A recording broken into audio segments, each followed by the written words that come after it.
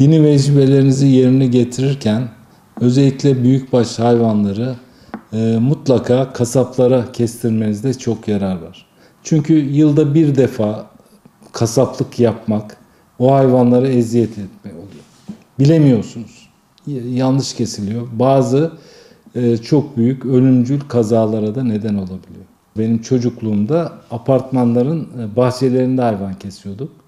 Şimdi belediyeler çok güzel hijyenle dikkat ederek bu hayvan kesim yerleri oluşturdular. Bu çok büyük avantaj oluşturdu. Burada da yine çok miktarda hayvan kesildiği için her hayvandan sonra bıçakların özellikle hijyen olarak işte antiseptiklerle temizlenmesi, kolonyayla veya da başka bir şeyle temizlenmesi, bir hayvandan öbür hayvana kanının geçmemesi. Çünkü eğer birisinde bulaşıcılık hastalık varsa diğerlerine geçmemesinin sağlanmasında büyük yarar var.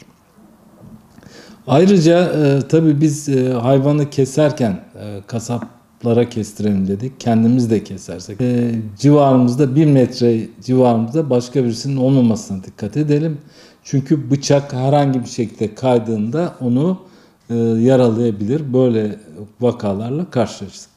Ayrıca çok ucuz kişisel koruyucu donanımlar var.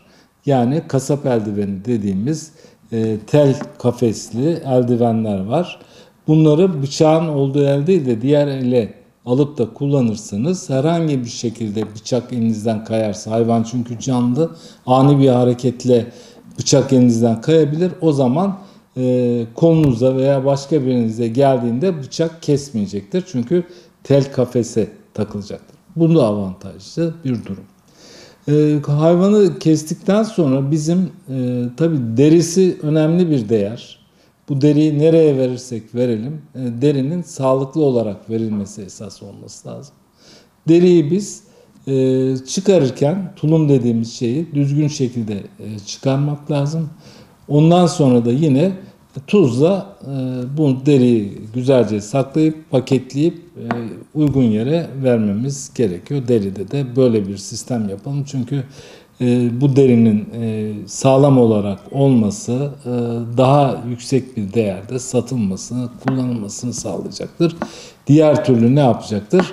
İkinci bir şey belki de değerinin yarısına gitmiş olacaktır. Bunlara dikkat etmemiz lazım. Bıçaklar eğer tabii kasap kesiyorsa onun hazırlığı var. Ama kendimiz kesiyorsak bıçakların 1 gün önceden, 2 gün önceden bilevletip keskinliklerini hazırlayıp o şekilde ne çok keskin olsun ne de çok kör olsun. Çünkü hayvana eğer kör olursa da keserken eziyet etmiş oluruz. Çok keskin olursa da yaralanma olayları fazla oluyor. Onlara da dikkat edelim. Küçükbaş hayvanlarda kesme biraz daha kolay.